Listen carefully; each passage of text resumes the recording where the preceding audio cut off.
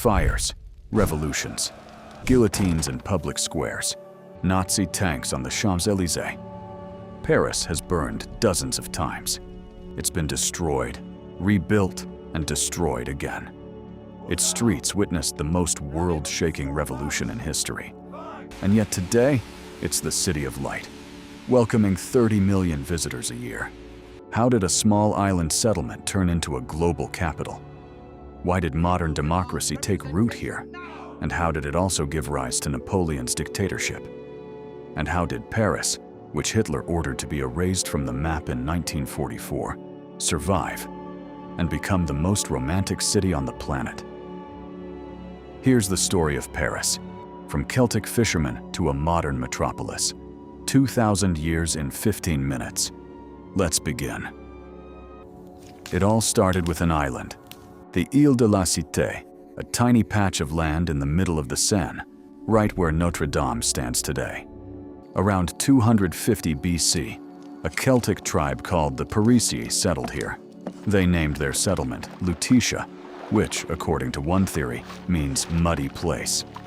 No one back then could have imagined that an empire would grow from here. In 52 BC, everything changed. Julius Caesar's Roman legions laid siege to Lutetia. The Parisii set fire to their own city and destroyed the bridges to stop the enemy. It didn't work. Rome was victorious. But the Romans gave Paris a gift. They transformed the Celtic settlement into a real city. They built a forum, an amphitheater, and Roman baths on the left bank of the Seine. The ruins of these baths, the Thermes de Cluny, still stand in the Latin Quarter today. And anyone can reach out and touch the walls that have witnessed the city's history since its very beginning. For 3 centuries, Paris was a quiet Roman provincial town. The population was about 6,000 to 8,000. Vineyards, stone-paved roads, aqueducts.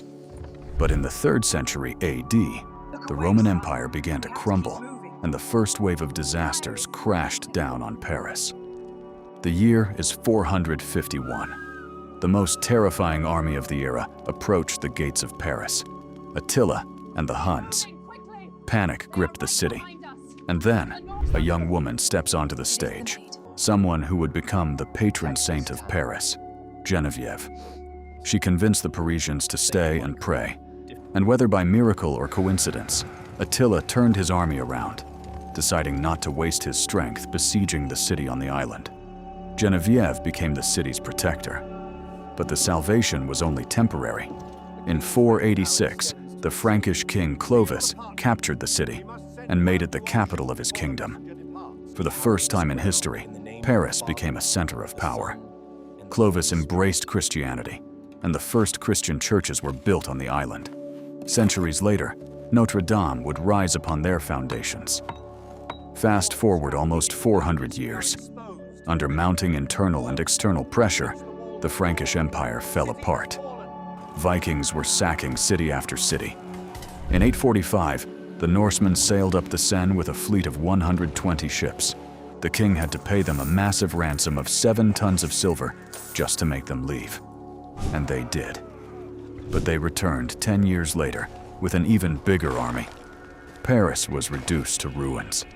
It seemed the city was doomed. The year 987, Hugh Capet takes the throne, the founder of a dynasty that would rule France for 800 years. He chose Paris as his royal residence, and the city began to rise from the ashes. In 1190, King Philip II Augustus decided to turn Paris into an impenetrable fortress. He built a massive city wall and laid the foundations of the Louvre. Yes, that Louvre originally started out as a grim military fortress to defend against the English. Meanwhile, construction began on a project that would change the face of the city forever. In 1163, the first stone of Notre Dame de Paris was laid. The construction took 182 years, 5 generations of stonemasons. When the cathedral was finally completed, its 69-meter-tall towers made it the most majestic structure in the city. Paris was growing at breakneck speed. By 1200, 50,000 people lived here. making it the largest city in Europe north of the Alps. The University of Paris, the Sorbonne, opened its doors, drawing students from all over the continent. But the prosperity didn't last long. In 1348, the plague arrived.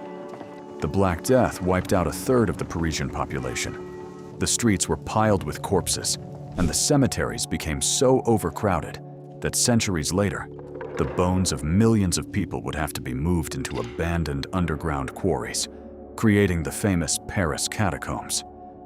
But war proved to be even worse than the plague. The 100 Years' War between England and France turned Paris into a battlefield. In 1420, the English captured the city. Paris remained under English rule for 16 years, until she appeared, Joan of Arc. In 1429, a 17-year-old peasant girl from Lorraine arrives at the court of the Dauphin Charles. She claims that the Archangel Michael, Saint Catherine, and Saint Margaret speak to her and have commanded her to save France. Madness? Perhaps. But the desperate Dauphin agrees to give her a detachment of troops and the rank of a military commander. Many battle-hardened knights willingly follow her. Joan does the impossible.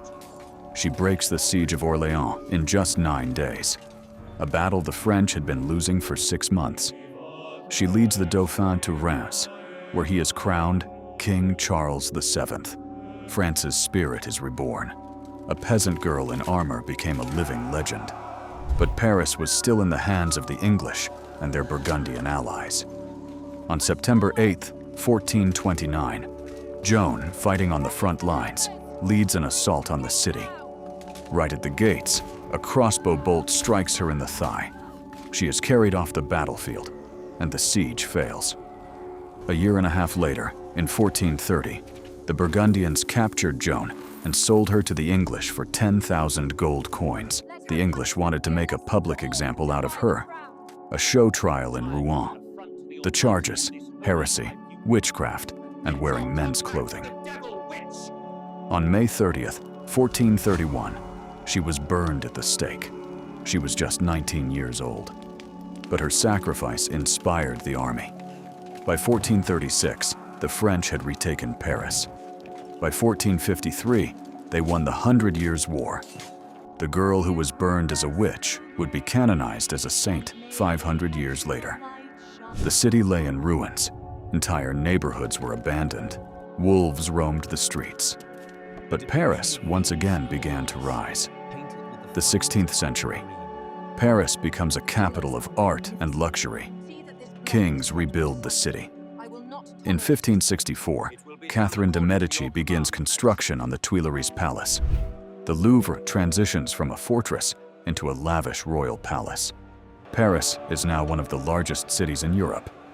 But religious hatred was tearing France apart. Catholics against Protestant Huguenots. August 24th, 1572. The St. Bartholomew's Day Massacre. At the sound of a bell, Catholics unleashed a mass slaughter of the Huguenots. In just 3 days, thousands of people were murdered in Paris. It was one of the darkest, bloodiest chapters in the city's history. Paris plunged into civil war, sieges, starvation. But it all finally ended in 1594, when King Henry IV entered the city with the famous words, "Paris is well worth a mass." He converted to Catholicism for the sake of peace and gifted the city its first modern public square, the Place des Vosges. 1682. Louis XIV, the Sun King, moves his court from Paris to Versailles. It was a blow to the city's prestige, but it actually gave Paris its freedom. It became a cultural capital, free from royal surveillance. This is where the ideas of the Enlightenment were born, the philosophies of Voltaire and Rousseau that would soon shake the world. By 1789, 650,000 people lived in Paris. Lavish mansions stood right next to foul-smelling, disease-ridden slums. The gap between the nobility and ordinary citizens reached its breaking point. "Let them eat cake," a quote famously attributed to Marie Antoinette. On July 14th, an angry mob storms the Bastille. the French Revolution begins. Paris becomes the epicenter of the Reign of Terror. The guillotine at the Place de la Concorde doesn't stop day after day. Thousands of aristocrats, including the royal family, met their end in this very square. Revolutionaries renamed streets and turned churches into temples of reason, desperately trying to erase the old France. But out of this chaos, a new ruler emerged. In 1799, Napoleon Bonaparte stages a coup and becomes the man who now holds power in France. Napoleon adored Paris and wanted to make it the most majestic city in the world. The Arc de Triomphe, a grandiose monument to his victories. He commissioned it in 1806, but never lived to see it finished. The arch was completed years after his death. Napoleon also transformed the Louvre into the largest museum in the world, bringing treasures from across Europe. But the empire fell. Following a series of defeats fueled by Napoleon's unchecked ambition, Russian and Prussian troops marched into Paris in 1814. Napoleon abdicated, yet the city kept growing. The Industrial Revolution brought factories, railways, and gaslighting. By 1850, the population hit 1 million. Paris was choking on its own filth and overcrowding. 1853. Baron Georges-Eugène Haussmann begins a massive modernization campaign. His approach was radical. He literally demolished half of medieval Paris. Narrow, winding alleys were replaced by broad, straight boulevards. It looked beautiful, but it was also highly practical. Wider streets made it much easier for troops to move through the city and crush rebellions. Haussmann built 137 kilometers of new roads. Those iconic cream-colored 6-story buildings with wrought iron balconies you see on postcards, that's the Haussmann standard. He built a modern sewer system and massive parks. Haussmannization cost an absolute fortune and forced the eviction of thousands of poor residents, but it single-handedly created the face of Paris as we know it today. Then, in 1889, for the World's Fair, the Eiffel Tower was built. Parisians called it a metal monstrosity and demanded it be torn down after 20 years. It wasn't. It went on to become the ultimate global icon. 1914. France is dragged into the First World War. German troops were just 40 kilometers from the city limits. The French were so desperate, they even mobilized Parisian taxis to urgently rush troops to the front lines. The city survived. But in June 1940, the nightmare repeated itself. Nazi Germany conquered France in just 6 weeks. German tanks rolled down the Champs-Élysées. Paris was declared an open city. It was surrendered without a fight to save it from being bombed to rubble. 4 years of brutal occupation followed. A swastika flew over the Eiffel Tower. Deportations began and terror plagued the population. In August 1944, as Allied forces were closing in on the city, Hitler issued a deranged order. Paris must lie in ruins. General von Choltitz was ordered to blow up the bridges, Notre Dame, and the Eiffel Tower. He disobeyed the order. Paris remained intact. To this day, historians debate why. Was it a crisis of conscience or cold calculation? Regardless, the fact remains. On August 25, 1944, the city was liberated. The war was over, but the scars remained. Paris was physically intact, but morally broken. 4 years of occupation, deportations, and collaboration, the city needed to heal. The 1950s and 60s, Paris experiences a massive cultural explosion. The left bank becomes the epicenter of global philosophy. Jean-Paul Sartre and Albert Camus write in the Café de Flore and Les Deux Magots. Existentialism is born right here, at small tables, heavy with tobacco smoke and black coffee. Saint-Germain-des-Prés turns into a jazz mecca. African-American musicians, fleeing racism back home, find freedom in Parisian basement clubs. Juliette Gréco sings at Le Tabou. Miles Davis plays at the Club Saint-Germain. The cinematic French New Wave. Jean-Luc Godard shoots Breathless right on the streets of Paris, without permits.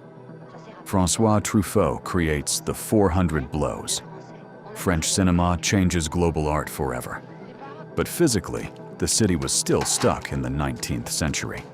Slums, poor sanitation, and outdated infrastructure. Charles de Gaulle returns to power. He launches a sweeping modernization project. The first skyscrapers are built, and the high-speed ring road, the périphérique, is constructed. In 1977, the Centre Pompidou opens its doors. It's a building turned inside out, with its pipes and escalators on the exterior. Parisians are in shock, but it quickly becomes a new symbol of the city. May 1968. Paris is rebelling once again. Student protests, burning barricades in the Latin Quarter, and nationwide strikes. "It is forbidden to forbid," the students chant. De Gaulle's regime totters. The revolution didn't officially win, but it changed everything. France, Europe, and the world. The 1970s and 80s bring the Grand Louvre project, a glass pyramid placed right in the middle of a historic palace courtyard, sparking years of scandal. The Grande Arche is built in the La Défense business district, a modern glass and concrete response to the Arc de Triomphe. The metro gets modernized. Paris steps into the 21st century. The city is no longer the capital of an empire, but it has become the capital of something much bigger. The capital of global culture, fashion, and art. A city the whole world dreams of visiting. Today, the Paris metropolitan area is home to 12 million people and an endless history. A city that started out as an island of fishermen. A city that was burned by Vikings, decimated by the plague, drowned in revolution, and marked for destruction by dictators. Every single time, Paris rose from the ashes and became even more beautiful. Notre Dame is being rebuilt today after the devastating fire of 2019. The Seine flows past the exact same banks as it did 2,000 years ago. And in 2024, it proudly hosted the Olympic Games. Paris may not be perfect. Its history is heavily laced with cruelty and tyranny.